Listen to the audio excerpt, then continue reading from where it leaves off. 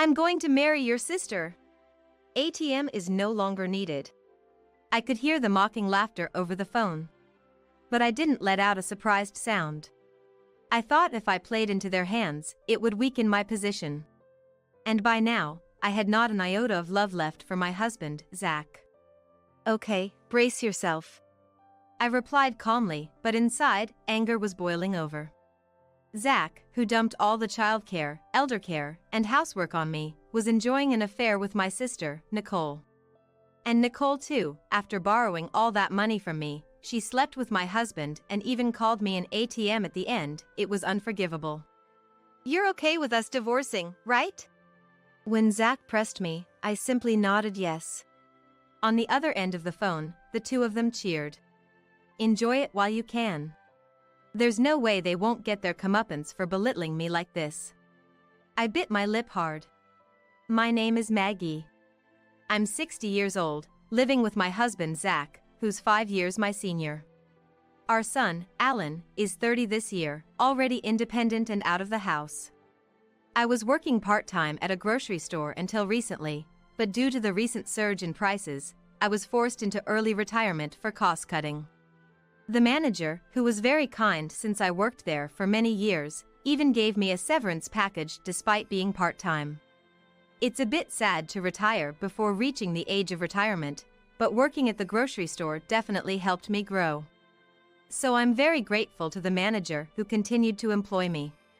One might think I'm set for a slow life in retirement, but actually, I'm having some domestic issues. Well, more with Zach than with the household. With our loveless and distant marriage, I'm very anxious about living together for many more years. Why did it come to this? Let me start from the beginning. I met Zach over 40 years ago. Back then, I was a student job hunting, talking to various industry veterans. Most of them were seniors from the newspaper club I was part of. At a club drinking party, many alumni, including Zach, would show up. Maggie, what kind of company do you want to work for? Zach, rumored to be the handsome senior in the club, asked me with a comfortable distance. I honestly told him I wanted to work for a stable company. How about the bank I work at? Banking's probably the most stable, right?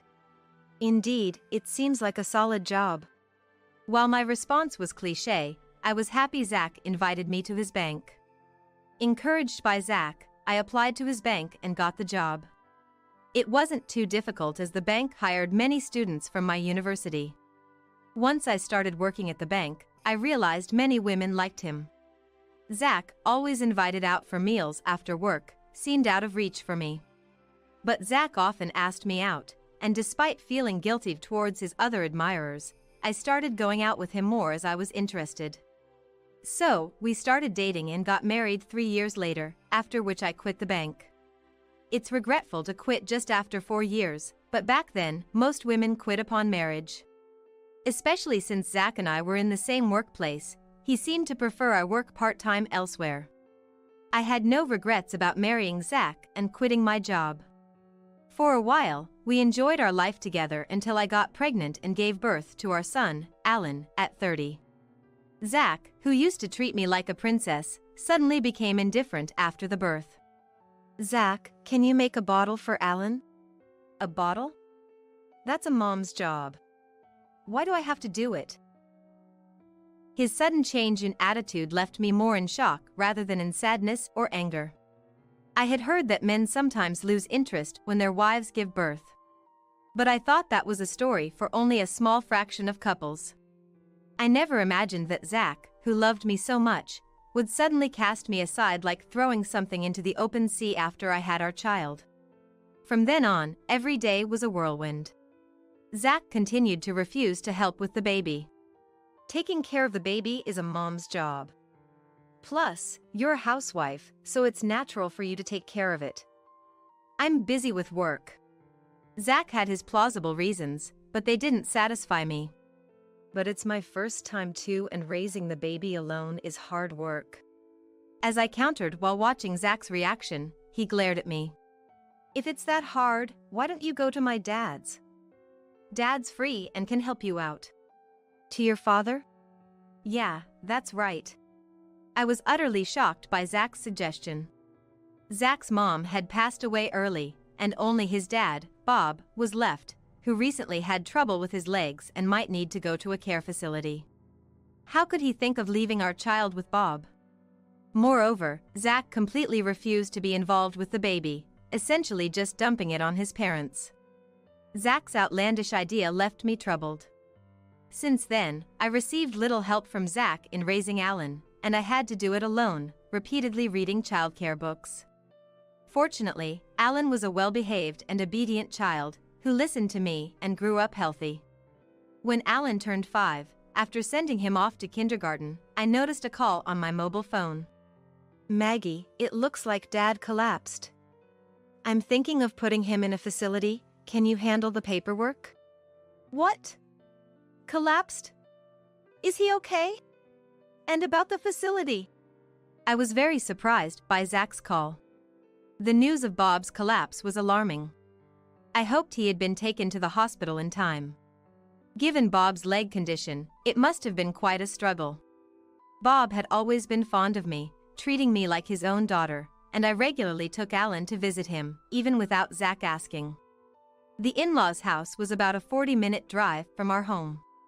Every time we visited, "Thank you for coming all this way," Bob would say with a kind smile. Alan and I both loved Bob and, despite the distance, always wanted to visit him again and again. Hearing that Bob had collapsed, I was filled with anxiety, but Zach only mentioned putting him in a facility in a matter-of-fact tone, which irritated me. "Just handle it, I'm busy with work, okay?" "Wait a minute." Zach cut the call quickly after saying his piece. The idea of putting Bob in a facility was unthinkable to me.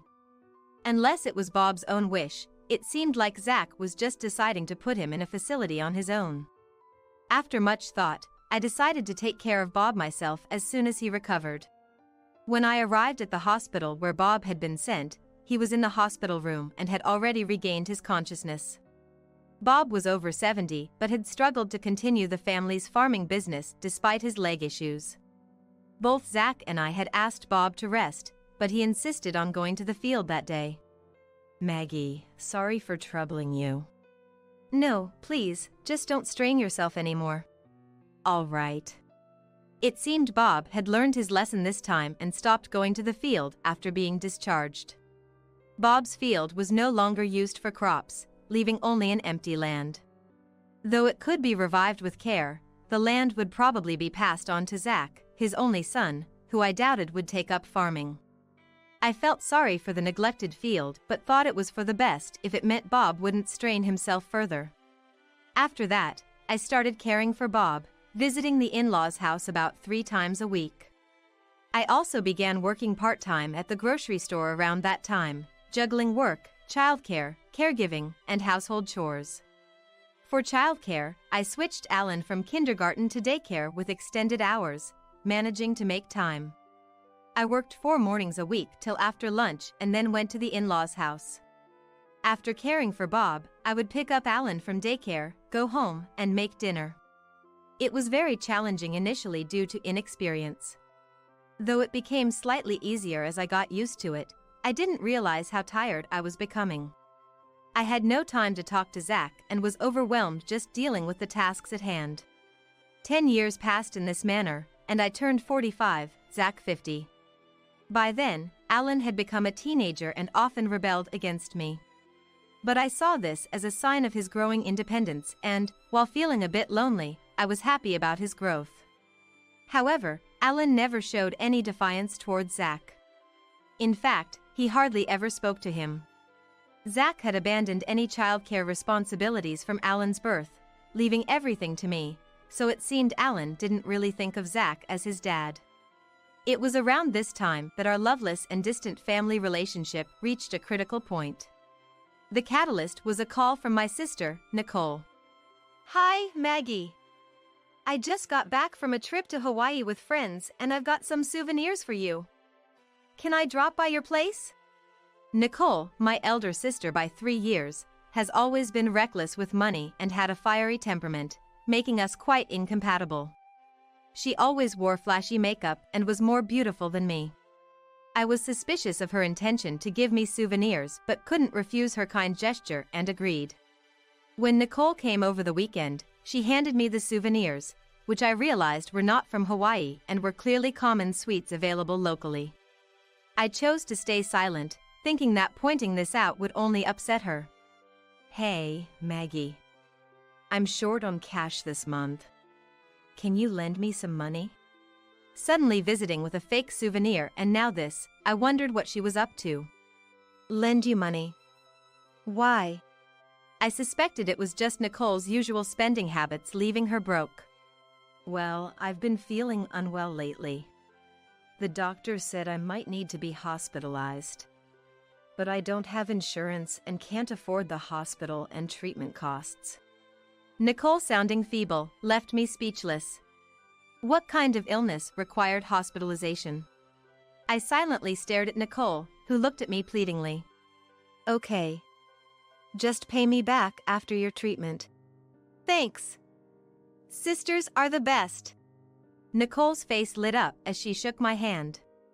Despite our differences, she was my sister and I wanted her to get well soon if she was ill. "By the way, when is Zach getting back?"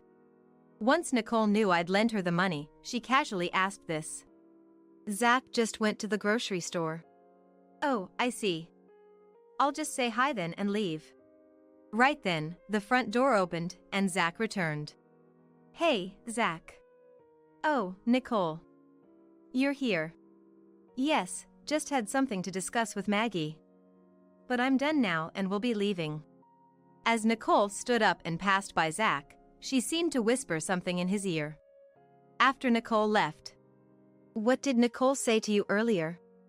I asked, but "Nothing important." Zach evaded the question. I remained curious but soon forgot about it.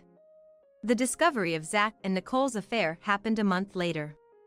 I planned to visit Bob that day, but work got extended, so I postponed my visit to the in-laws' house to the next day and went home as usual. Alan was at the library, so only Zach should have been home. "Why are there women's shoes here?" As I took off my shoes at the entrance, I noticed a familiar pair of heels. They were the high heels Nicole wore over the weekend. Entering the house, the living room was empty, which relieved me momentarily. But then, from the bedroom, I heard faint, indiscreet voices of Zach and Nicole. "What are they doing?" I considered confronting them right then but hesitated at the last moment. What if Zach demands a divorce after being exposed? Alan wouldn't want to live with Zach. But I wasn't confident I could afford Alan's education fees alone. If we were to divorce, I wanted to wait until Alan had graduated from college.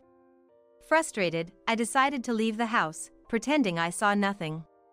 Instead, I gathered evidence of the affair, taking photos of their traces and secretly saving the exchanges between Zach and Nicole from his mobile phone. It appeared they had been having an affair for about 6 months. Despite the anger boiling inside me, I reminded myself it was for Alan and endured, not exposing the affair.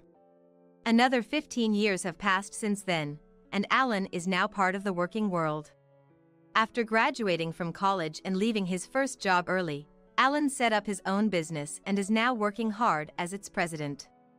And as the story goes, I had retired from the grocery store, but I was working a little at Alan's company. I had been giving Nicole money for her treatment bit by bit, but when her requests became too persistent, I grew reluctant to lend more and started ignoring her calls. In fact, the signs of Nicole and Zach's affair had disappeared about a year after it came to light. Zach probably got bored of Nicole. He changed his mind and chose to stay married to me.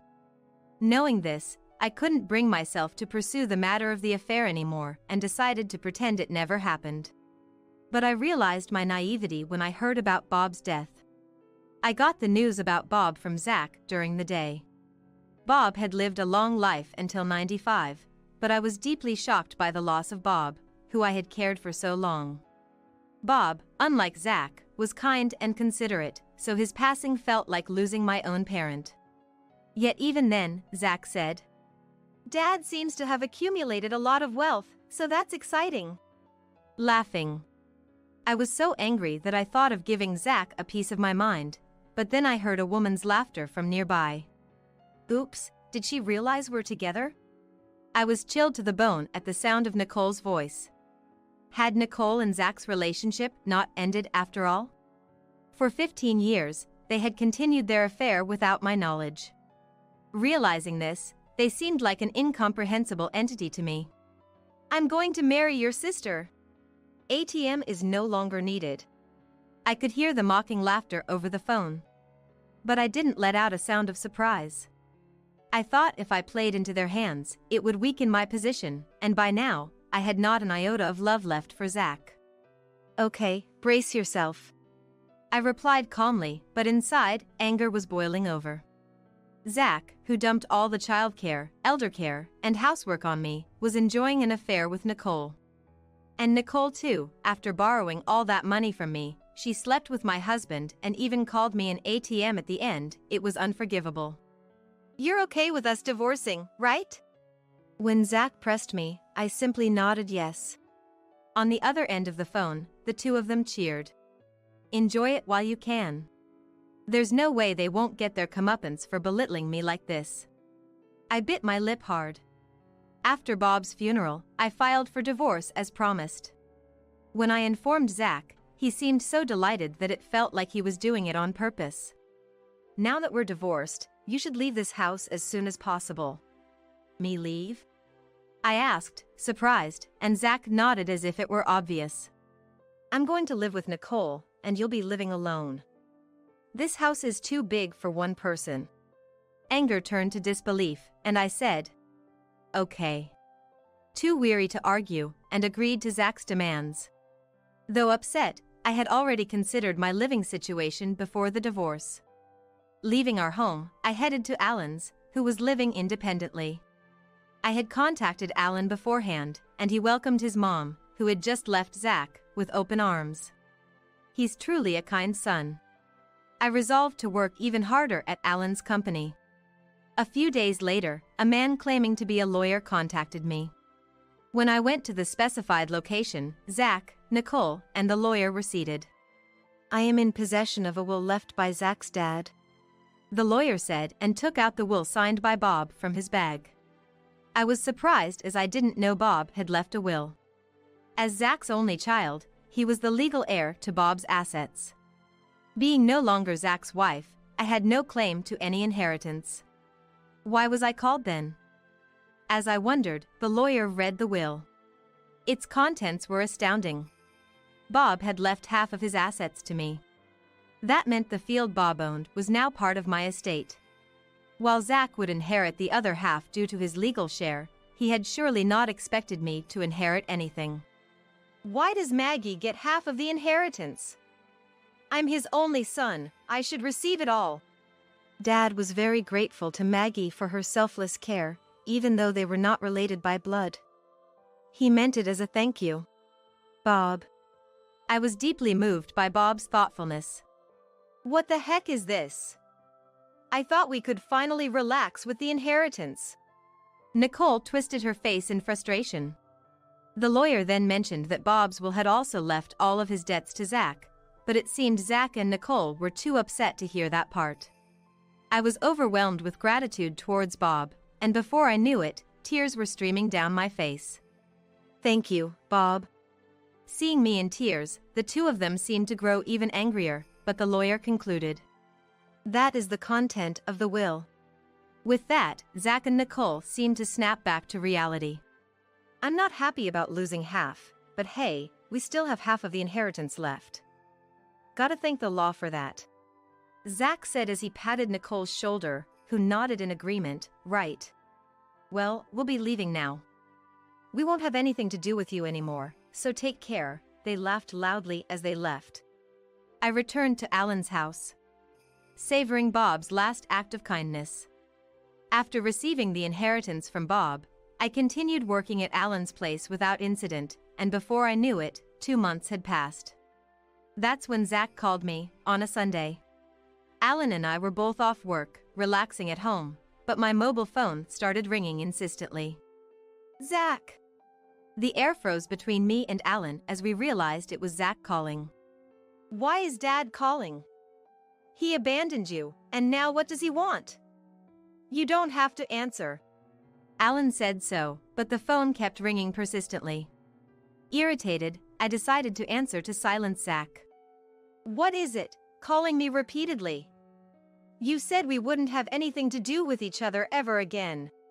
I answered with a tone of annoyance, but Zach seemed not to hear me and started talking frantically. Hey, what's going on? Why are you working at Alan's company? And why is Alan's company being featured on TV?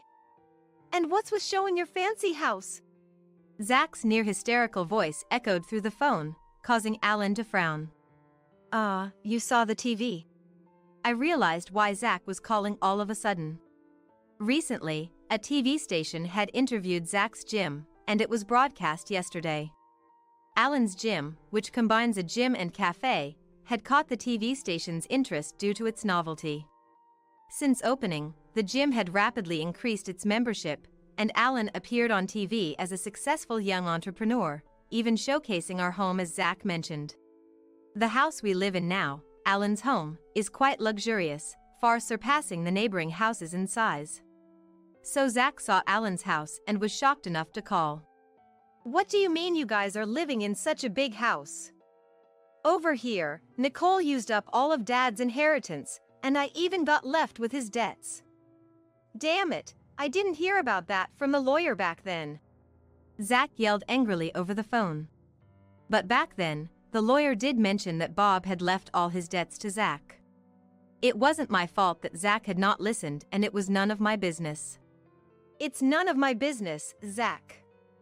The lawyer clearly mentioned it, and it's your responsibility for not paying attention. Besides, you knew about Nicole's spending habits even before marrying her, right?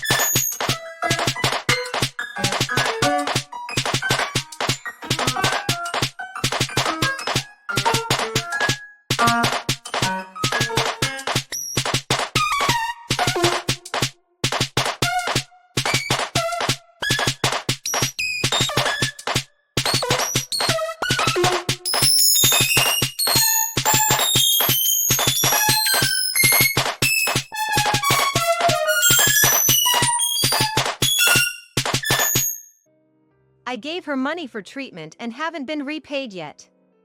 This just proves to me that you and Nicole are the worst kind of people, quick to betray someone you should trust. In response to my correct argument, Zach remained silent, unable to say anything. Besides, isn't it all your fault for cheating on me in the first place? I just don't understand why I have to be blamed. I let out my pent-up frustrations, feeling somewhat relieved. Realizing he couldn't blame me, Zach suddenly changed his tone to a pleading one. Please, Maggie. I'm begging you, lend me some money. I was supposed to get a retirement fund this year, but I got fired, and all I'm left with are Dad's debts. Nicole left after we argued about money. How am I supposed to live now? You're my only hope. I admit I was wrong about everything. I apologize. Just give me a little bit of Dad's inheritance. You're living a good life with Alan, right?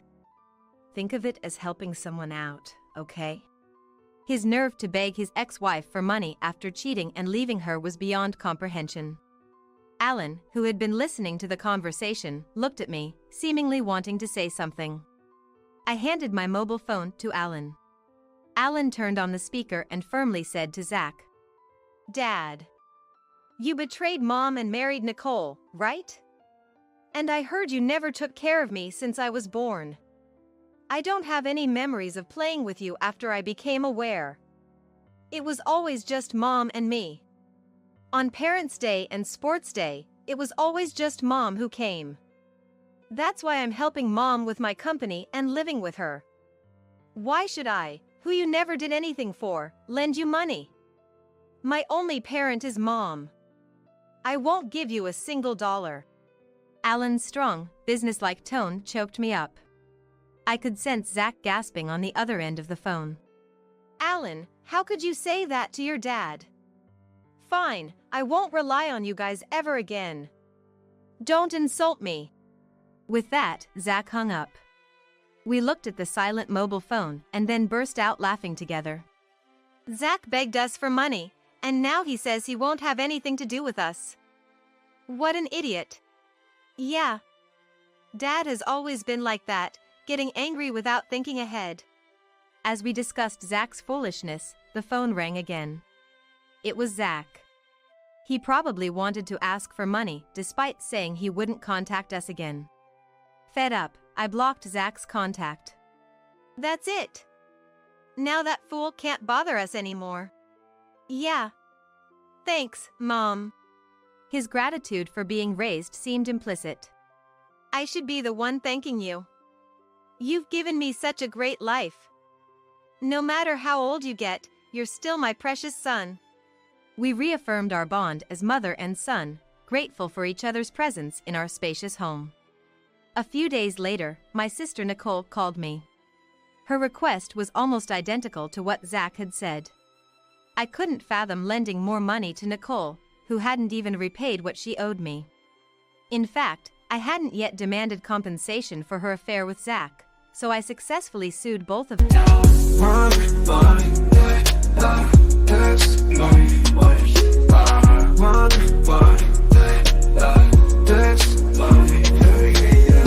As the morning dew kisses the earth gently, I rise with the sun, feeling free, feeling plenty. In the quietude of dawn, where dreams unfold, I find solace in rhythm and stories untold. From the whispers of trees to the songs of birds, I draw inspiration from life's gentle words. In the symphony of nature, my spirit soars, a melody of hope behind closed doors. I lace up my shoes, hit the pavement light, each step a beat. In the rhythm of life, with every breath I rewrite my story in the stars, shining bright. In the stillness of the morning, I find my flow. In the silence of the sunrise, I let it all go. With every verse I let my heart show. In the gentle beginnings, my spirit will grow. In the hustle of the day, I find my stride. With every challenge I face, I take it in my stride. In the chaos of life, I seek to confide in the power of music where I can reside. From the city streets to the open sky, I spread my wings, ready to fly. In the rhythm of motion, I amplify my dreams, my hopes, reaching for the skies. I paint my world with words, colors bright. In the canvas of life, I find my light. With every rhyme, I ignite a fire within, burning bright. In the stillness of the morning, I find my flow. In the silence of the sunrise, I let it all go. With every verse I let my heart show. In the gentle beginnings, my spirit will grow. So here I stand, in the twilight's embrace, a storyteller in this vast space. With every word I speak, I trace my journey, my truth, leaving a trace.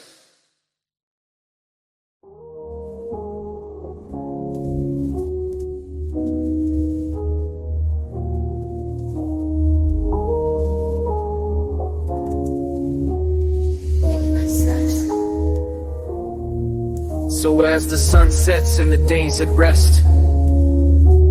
I lay down my pen, feeling blessed. In the gentle beginnings, I confess my love for this art ever impressed them for damages through a lawyer.